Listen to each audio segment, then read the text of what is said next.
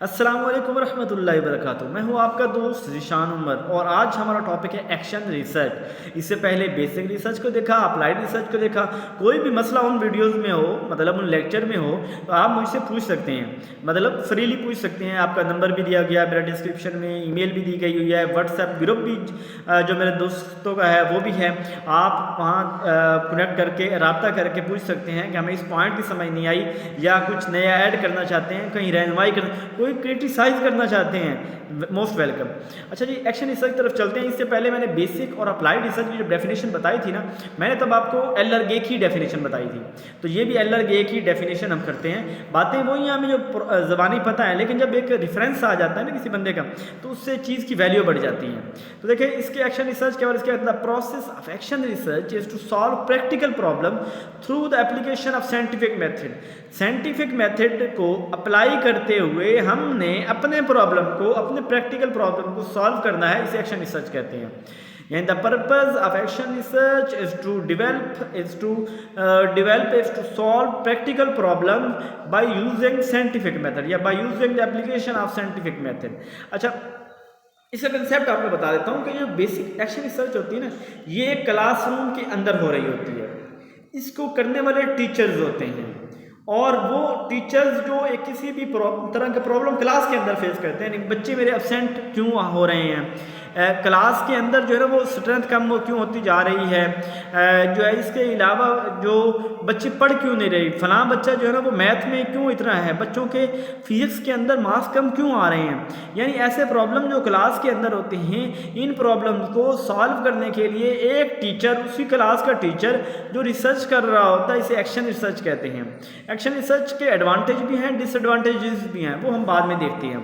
हाँ, एक ये बात, ये नीचे पॉइंट्स दिया गया है कि एक्शन रिसर्च जो होती है ये इमीडिएट सोल्यूशन को फाइंड करने के लिए, हमें क्लास के अंदर अभी प्रॉब्लम फेस हुआ उसी को फाइंड, अब जो बाकी रिसर्च जो थ्योरीज होती हैं तो बहुत सदियों से कोई प्रॉब्लम आ रहा है उसका सोल्यूशन फाइंड करने के लिए, ये उसी वक्त प्रॉब्लम आया है, उस प्रॉब्लम को सोल्यूशन के लिए हम इमीडिएट एप्लीकेशन और इसको जनरल, इसके रिजल्ट जो होंगे, अब ये नहीं मेरा बच्चा जो है ना एब्सेंट होता है, मैं उसके ऊपर रिसर्च कर रहा हूँ, तो जो मैंने at the end solution find किया कि ये वजह ये एब्सेंट हो रहा है, वो वाली थ्योरी, वो वाला रिजल्ट मैं किसी और डिस्ट्रिक्ट में जाके उसके स्कूल के बच्चे के एब्सेंटिज्म की वजह रीज़न पे अप्लाई नहीं कर सकता।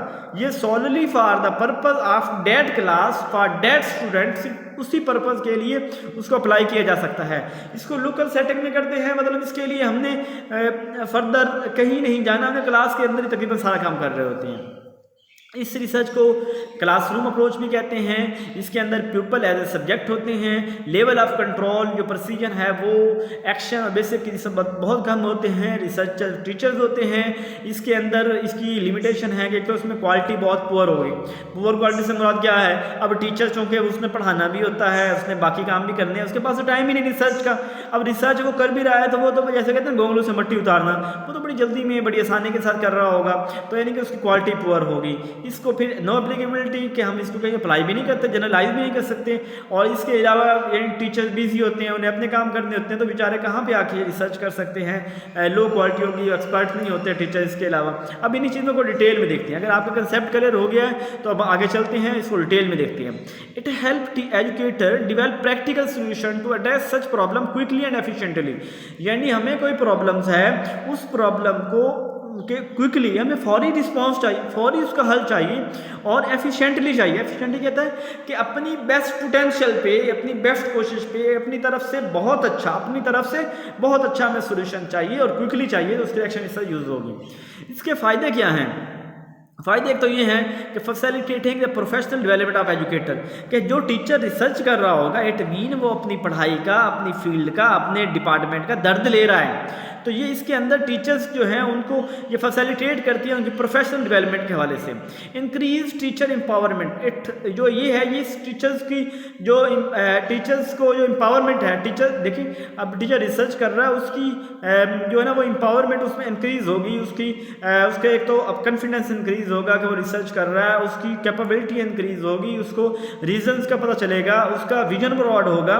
इसके अलावा bridging the gap between research and practice. और ये जो प्रैक्टिस और रिसर्च के, अब यहाँ पे जो टीचर है वो रिसर्च भी कर रहा है और प्रैक्टिस उसको अप्लाई भी कर रहा है, मतलब पहले वो सोल्यूशन भी फाइंड कर रहा है, उसको अप्लाई भी कर रहा है। तो ये जो गैप होता है बेसिक अप्लाइड के दरमियान वो भी यहाँ पे खत्म हो गया। The main goal of action research are to determine ways to enhance the lives of children.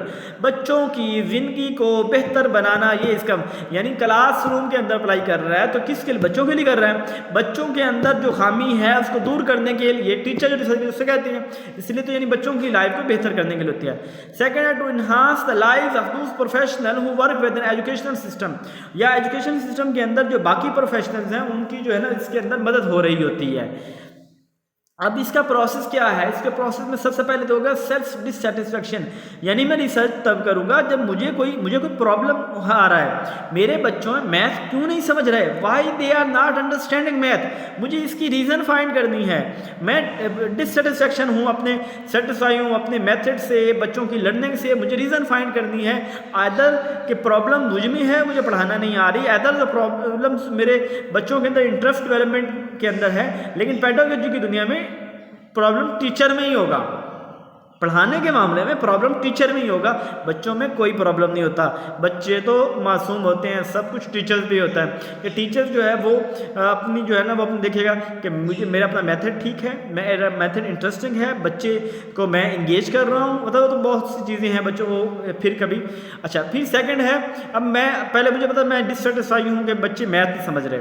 फिर सेकंड मैं उसको प्रॉब्लम को फाइंड करूँगा, वाई मैं मतलब उसमें से मैं पिन पॉइंट करूँगा कि क्या मुझे पढ़ाना नहीं आता, क्या मुझे मैथ नहीं आती, क्या मेरा कंटेंट वीक है, क्या मैं इंटरेस्ट डेवलप नहीं कर पा रहा। अब ये वाली जो है ये मैंने प्रॉब्लम एक या दो वेरिएबल इसमें से ले लेनी है कि ये चीज़ें यानी दो चीज़ें कि ये चीज़ें हैं जो इफ़ेक्ट कर रही हैं। थर्ड, फिर इस प्रॉब्लम को डिफाइन करूँगा, मैं कहूँगा कि the problems of my teaching method या problems of teaching method to understand the math of my student। ठीक है, इस तरह करके मैंने उसका डिफाइन कर दिया प्रॉब्लम को। अब फिर उस प्रॉब्लम को एनालिसिस करूँगा कि देखूँगा कि कॉजेज़ क्या हैं, वीकनेस क्या है, क्या मसला है, क्यों प्रॉब्लम हुआ।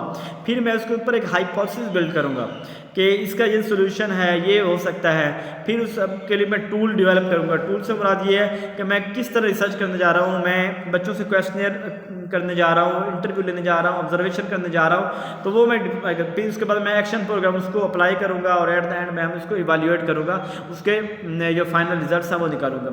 इसके एडवांटेज क्या है? एडवांटेज तो यही है कि एक तो इसको टीचर्स के अंदर भी उसे पता चल जाता है कि रिसर्च भी कोई चीज़ होती है। इसके अलावा ये हमें फौरी सोल्यूशन प्रोवाइड करती है, लर्निंग प्रोसेस से बेहतर होता है, जो लेस रिसोर्स जो टाइम जो है वो रिक्वायर होता है, क्योंकि जाहिर बात है टीचर्स कर रहे हैं, क्लास के अंदर कर रहे हैं, तो इतने ज़्यादा ना रिसोर्सेज इस्तेमाल हुए ना टाइम इस्तेमाल हुआ।